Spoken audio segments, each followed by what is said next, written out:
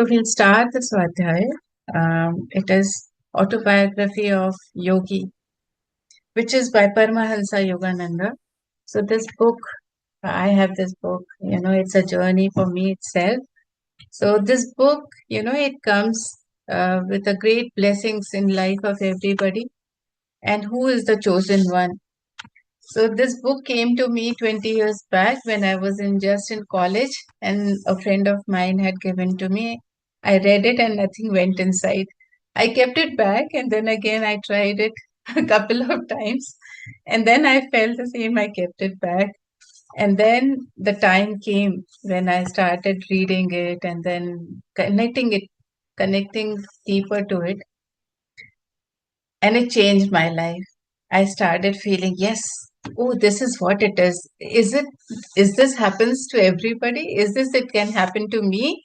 Whatever was written, I felt that I was just on the spiritual path that, okay, yes, I will try it, I will do it. So this book is very mystique. When it comes to the chosen one. So I'll just, from some of the brief highlights of what has touched me, I'll start sharing with that. And all of us together can also do a discussion about whatever if you have read it, how you felt about it. So, Paramahansa Yogananda, he has written this book about his life, how his spiritual path had been, and how he moved on to it every day, and how it ignited on in his heart. So does so it is his spiritual journey. A lot of experience which is here written in this book is through on the way that he treaded the path of the spiritual path, and some of them are the astral travel experiences that he had during his meditations. So starting with Paramahansa Yogananda, the first chapter is about himself, that his parents and how his early life have been. Something which really touched me was that as a child, when he was a small little child, and he was just a toddler, but being a toddler, he remembered everything of his past life. He was like, he felt that he is an adult, but he was in a infant body, and he could not express himself, and he felt that helplessness, that he's not able to express. He just used to cry when he wanted to express, and his cry meant so much. And he says that he recalled everything. He recalled in many languages. He recalled that whatever he wanted to express out, whatever he remembered from his past lives, he wanted to say that out. Something that people were talking about, he would not reconcile with it. And he wanted to tell, but he could not because he was a small baby that time. So he says there has been clear recollections, came to me of a distant life, a yogi amidst of Himalayan snows. He had those glimpses of the past by some dimensionless link. He says that, in that he was feeling that he is in the body of a small body, but his mind was grown up. He had known so much from his past life and remembered it all. And though he was born in a Bengali family, but as an infant, he remembered lot of languages. So the way he wanted to express was that from his past, he would have been into the family of various, or he would have traveled to various countries, knowing many, many languages. So he said, my strong emotional life took silent form as words in many languages.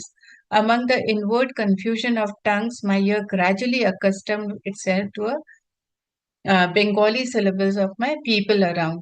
So, and he said the beguiling scope of an infant mind, adultery consideration limited to toys and toes. He says that, though I had that much of my mind was doing so much of thought was going, so much I knew in that infant body, but uh, for the people, I was limited to the toys and the toes, just that as I'm an in the infant body.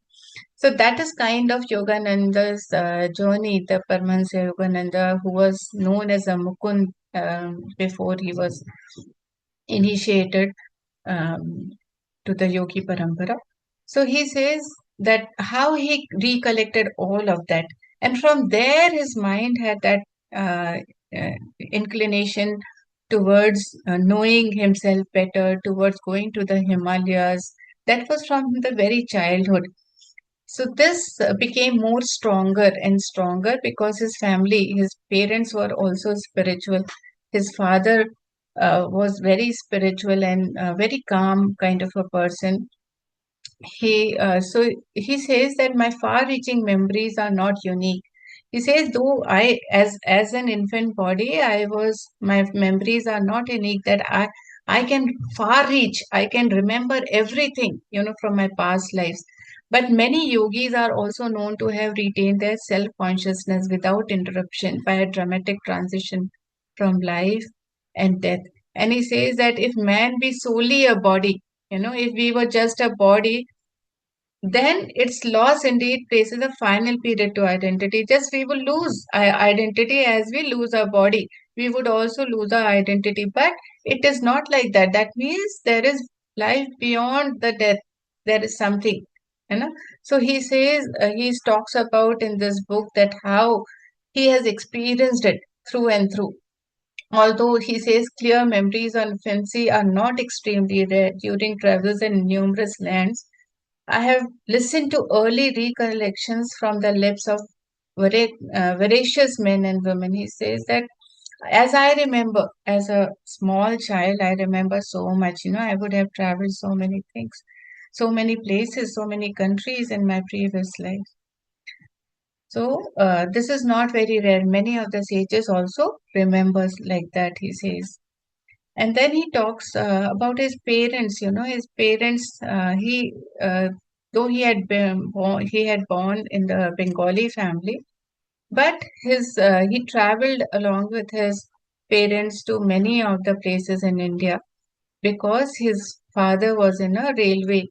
He was in a good position in the railways, Indian railways, and therefore it was a transferable job. So he moved from northeastern India to various places, and they were eight. He says we were eight children, four boys and four girls, and his name was Mukundalal Ghosh as a child. Before he was initiated into by Swami Shri Yukteswara ji.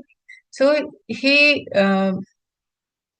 was known as Mukund Lal Ghosh. So baby Mukund, he was the second son and the fourth child in the family.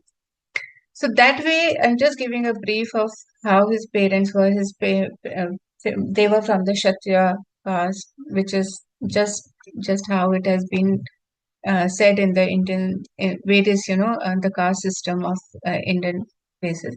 So he was born in the Bengali family in the Kshatriya caste, and they said that both the parents were very saintly, and they had mutual love, and they expressed each other very nicely, and there was a harmony, parental harmony was there, calmness. So he was chosen, he would have planned his life. We say na, that okay, a soul plans his life, and he would have planned his life in such a way that he was born in a perfect environment, which also helped him to grow into the spiritualism very nicely, very smoothly, both parents helping him, observing him nicely. And he says that in the mother's presence, he said, we tasted our earliest bittersweet acquaintances with the scriptures, tales from Mahabharata and Ramayana. That is how he grew up hearing all of them. So, like that, mother was very kind and open minded. Father was very silent, not much expressive. That is how his family was. So, how we all have planned our life. We have a blueprint which we always plan and then come to the earth, take this body. So each one of us, whatever is happening to us, we have planned, and that is the best for our spiritual growth. Same, was there with Yogananji as a Mukund. So he say, so his father, there is a story about how his father was initiated, how his father, who never knew about spirituality, but he was spiritual within. He had that spark within. So he had a friend in the railways, a colleague of him, and he wanted to go for a leave, but he wanted to grant vacation. But he was so when he goes to Yogananji's father, the father denies that. Okay, why do you need it? Why do you want to go? The person wanted to go and meet his guru, Lahari Mahashaji. And since that time, he did not understand much. His father, Bhagavati Das, he did not understand much about all this. So he says, okay, he denies it, and then they were going towards they were walking through the farmland, uh, walking towards their homes, and suddenly he sees some, his father sees Bhagavati Das, he sees some image forming, a very bright light forming and coming up, and then Lahari Mashe, he materializes his body and just comes, who had already left his body, and he says that he tells Bhagavati Das, do you why you do not want to grant leave to my disciple? So he says that he does not understand what has happened all of a sudden, and that was the time that he understands that, okay, Bhagavati, he says, the voice says, Bhagavati, you are too hard on your employee. And that voice resonates in his astounded ears, he says, and then vanishes. After saying this much, that entire light which came as a flash of light of Lahari Mashaji materializing himself in front of him and then vanished mysteriously. So then he just falls on his knees, Bhagavati Das, his father, and he says, Lahari Mashaji, and he was motionless. He could not understand what has happened. Then he gives Abhinash, the person who wanted the leave, he says that now I grant you leave, and now not only you will be going, I myself will be coming with you to Banaras. Lahari Mashaji was in Banaras. So that was the power of Lahari Mahashaji, who could materialize himself whenever he wanted to and wherever he can. He wanted to give, just come across and disappear. That is called one of the siddhis. And Lahari Mahashaji had received that siddhi. He had gained the siddhi through his spiritual practice. The next day, when they go together with his wife, Bhagavati Das ji, Yogananji's father, he goes along with his friend to Banaras and then meets there, and that is where they go there, and then when they meet, and then Bhagavati again, same words again. He says, Bhagavati, you are too hard on your employee. And so he says, and then Lahari Mashaji says to him that I am glad that you have allowed Abhinash to come, and also that you have come along with your wife, you have accompanied them, and you have come here. I have been waiting for you. And that time he initiates Bhagavati Das, Yogananji's father, to Kriya Yoga. That is how they become the disciple of Lahari Mashaji. So why I'm giving this background is that what helped Yogananji, how we get help, we don't know, right? Sometimes we in our spiritual practice, we are getting some help from somewhere because of our parents, because of our ancestors, somewhere, in our DNA, those things are there. And that helps us to move in our spiritual practice. And Lahari Masha, then he took a definite interest in the birth of Yogananji's. That time he said, your life shall surely be linked with his own. The master blessing never fails. That time when mother was carrying Yogananji, Lahari Masha sees, and mother was, Yoganand mother was feeling that somehow Lahari Masha should bless my child, and Lahari Masha, he feels, he can read the mind of the mother, and then Lahari Masha blesses Yogananji. And he blesses the child, the Mukund, who was a small child that time. and he says that this child will have, surely he will be linked to the divine. He will be living linked to the divine. He has the divine presence, and that's how he grew.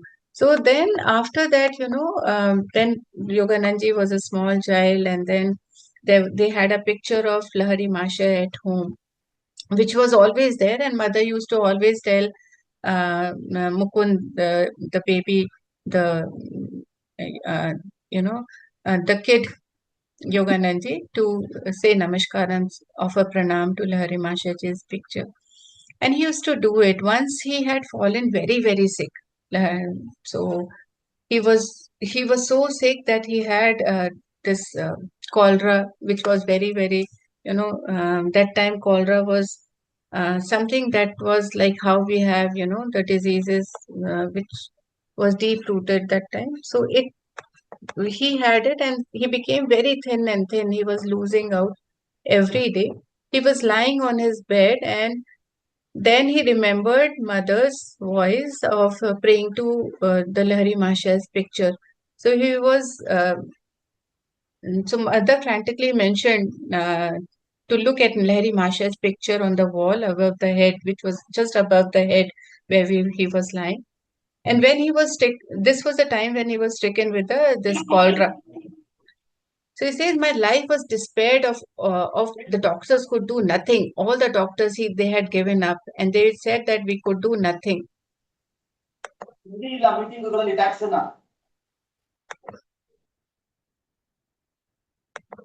So what happened is that time when this happened, then he said that I bowed to that picture because mother had been telling him, no, how it is like how we parents nurture our children, that okay, just bow in front of have believe in the gurus, have believe in the divine. So that time he just remembered he was lying on the bed, and he was so thin that he could not even breathe. He could not even open his mouth. That was the first time that he had become so much sick, and that was the last time also that he had become sick ever. So he bowed to Larry Marshall's picture mentally, and uh, even mother knew that he is too feeble to even lift up the hands. He was not able to lift up the hands in salutation in front of Larry Marshall's picture, but mentally he bowed. And he said that if you really show your devotion, mother was telling him, if you really show your devotion and inwardly kneel before him, your life will be spared. That was his mother's words to Yogananji. As he gazed the photograph of Lahari Mashaji, he saw a blinding light, a very bright light came coming across from Lahari Masha's picture. And that bright light completely enveloped his body and the entire room wherever he was. And then, the nausea, the vomiting sensation because of the cholera which was happening, and the other uncontrollable symptoms which was there in his body all disappeared as the light covered his body, which came from Lahari Mashaji's picture.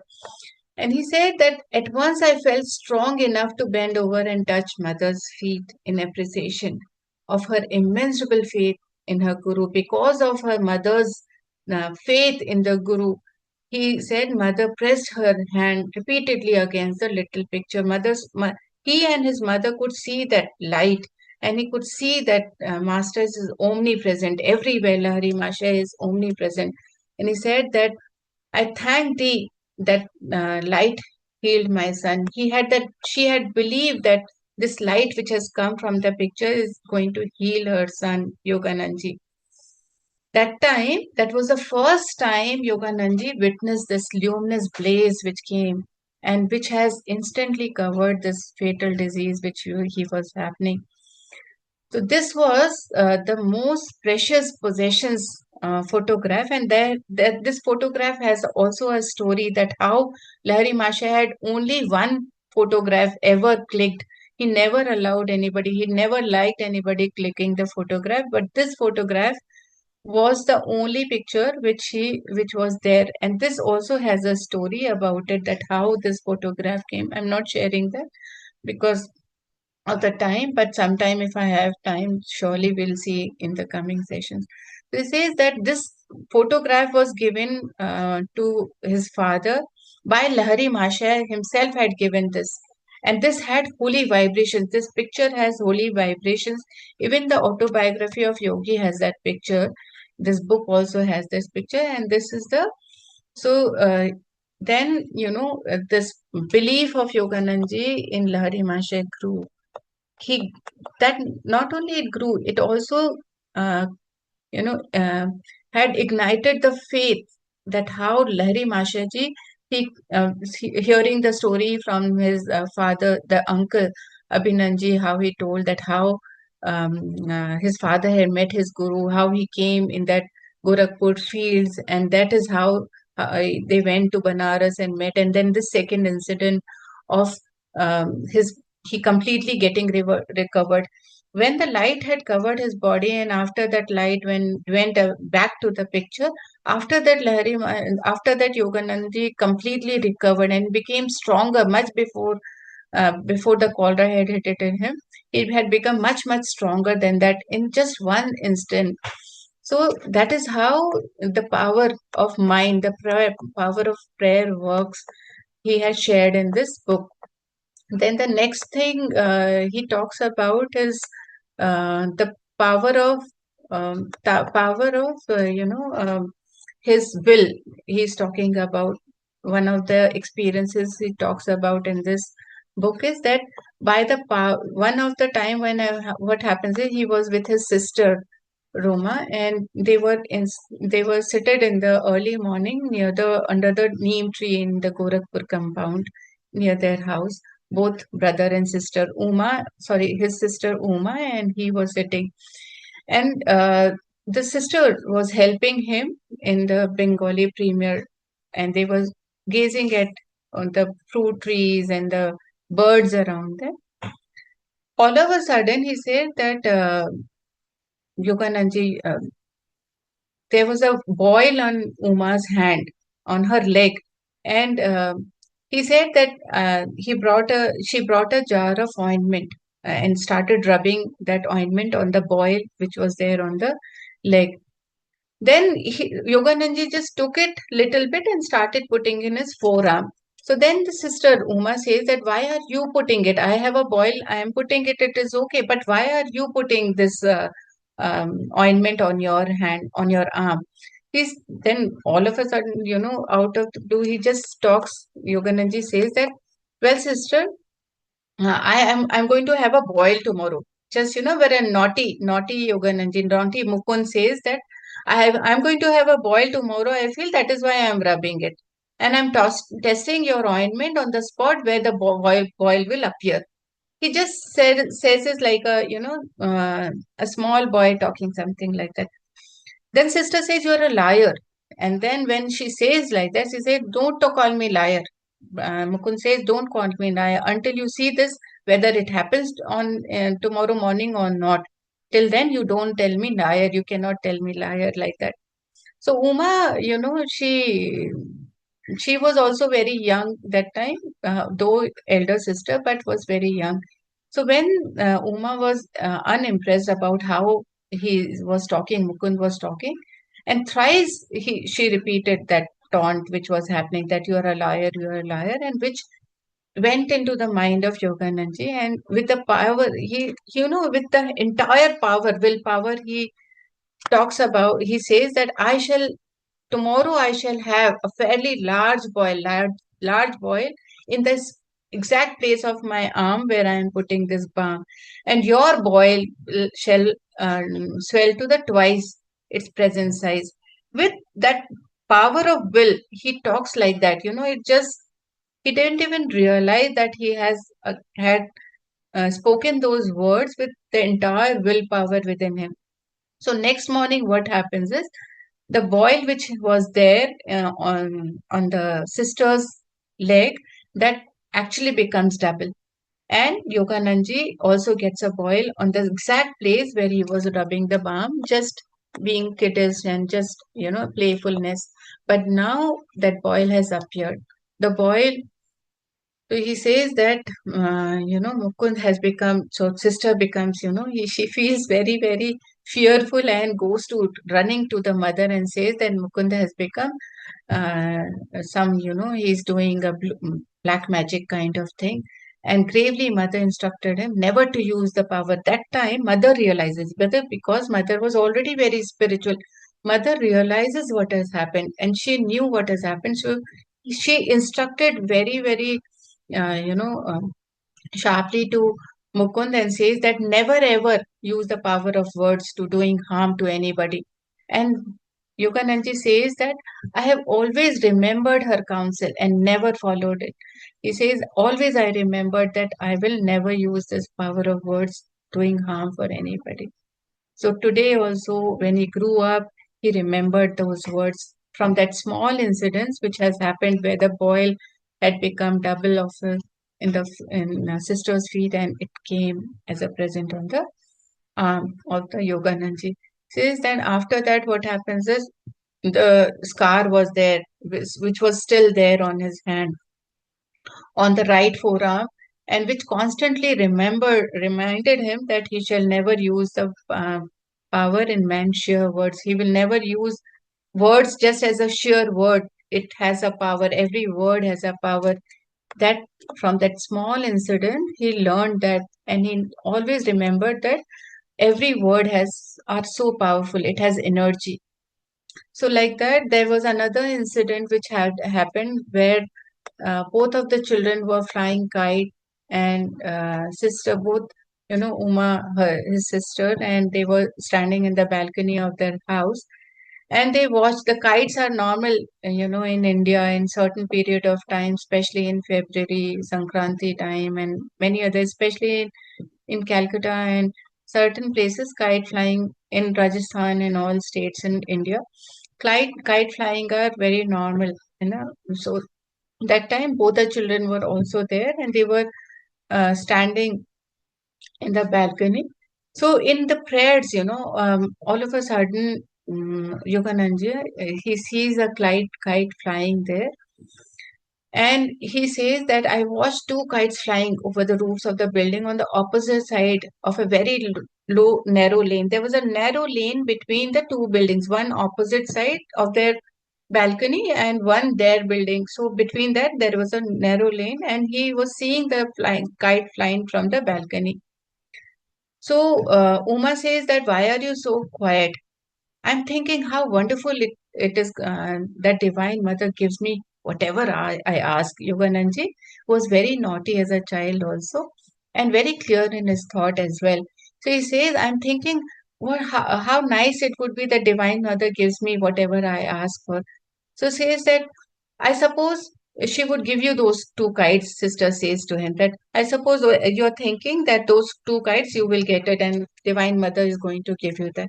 Yogananda says, why not? Yes, I made silent prayer that I get that position. I possess those kites. And all of a sudden, what happens that sister is just, pulling his leg and saying that, okay, you will keep saying like that. But Yogananji makes that prayer so deep within that all of a sudden, what happens? One of the kite comes, and from that narrow lane, which is impossible, the kite comes and starts looping in one of the plant which was there in the breeze starts flowing towards their balcony and brings a kite towards their balcony, and it forms a loop in the cacti plant which was there in the opposite house, so that the Yogananji can just reach it out and take it. So when this happens, Uma, because of the previous incidents of the boil which has happened and now this kite incident, she thinks that it was just an extraordinary incident and not an answer to your prayers. She thinks that it is something that has happened where brother has really learned a black magic. And sister's dark eyes conveyed more amazement than her words. She feels that, she was so amazed that how can it happen? It is impossible that in that narrow lane the kite can come and just um, get stuck, and we can just get a kite as Yogananji's prayed for it. She says, I continued my praise with a crescendo intensity. A forcible tug by the other player resulted in the abrupt loss. And the other one, the second kite which was there, that also the player which was having the kite, that person loses it, and that also comes to the balcony. So this frightens Uma, and she feels that something is there, and she was like, indeed, Divine Mother listens to you. This is all too uncanny for me. And she fawns away. She just goes and feels that brother has some powers now.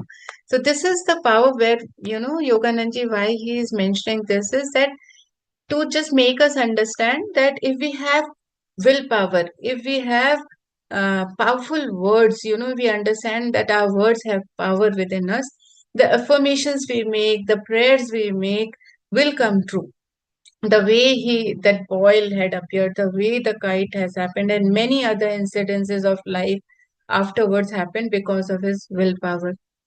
So these two incidences are something that made him more powerful, made him think, yes, how he can make more affirmations about what he wanted in his life, though he was very in the spiritual path also afterwards, that he remembered his mother's instructions also, that not to use his words in wrong way, not to make unwillful wishes for anybody. So those are the things that has been a learning from the first chapter. We have time,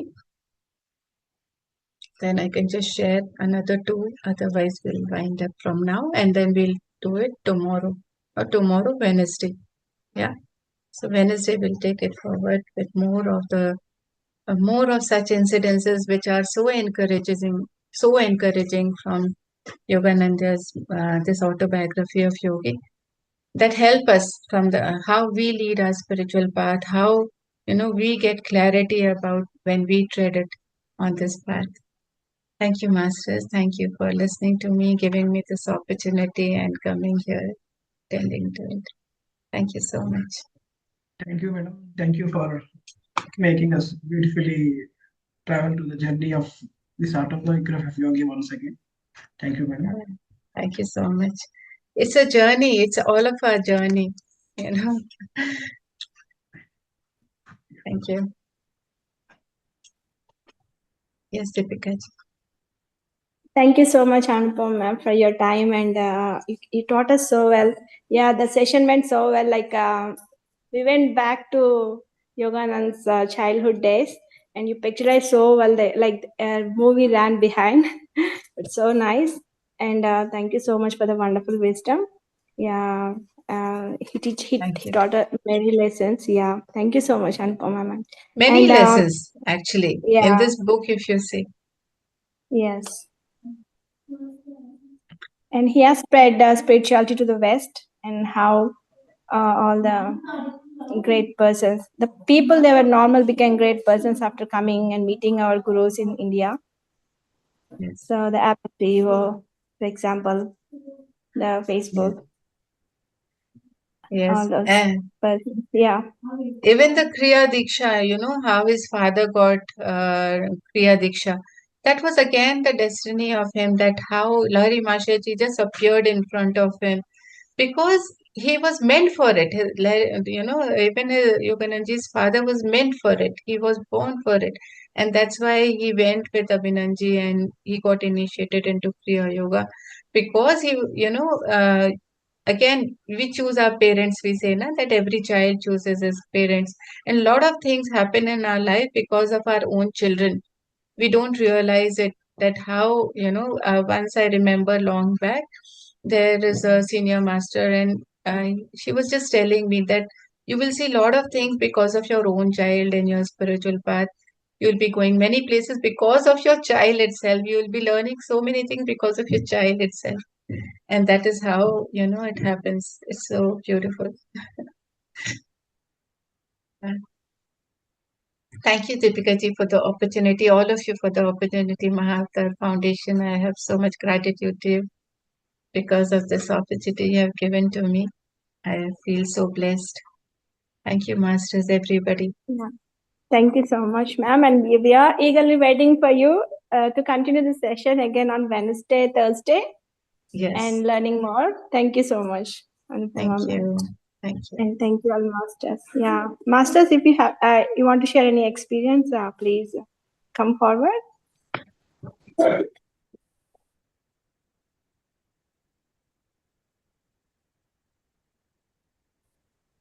Yeah, thank you so much, ma'am.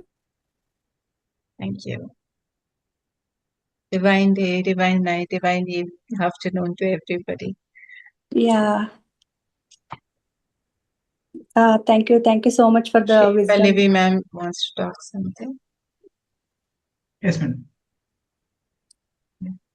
Yes, Yeah, ma'am. can you hear me, ma'am? Yes, we can hear. Yeah, thank you so much for the wisdom, ma'am. It was so wonderful, and we just, as Deepika ma'am said, we went back to that era, and your narration was so wonderful, and we could see it like a movie. Yeah, from past many months, many masters were asking about this book to be told. So this opportunity has come today, and we are so blessed. Thank you Thank so you. much, ma'am. Thank you so We are much. waiting for Wednesday's session. Yes, we'll be back on Wednesday with more wisdom, more learning, and the joy of learning in our hearts. Yeah. Yeah, Thank you. thank you so much, ma'am. Thank you, ma'am.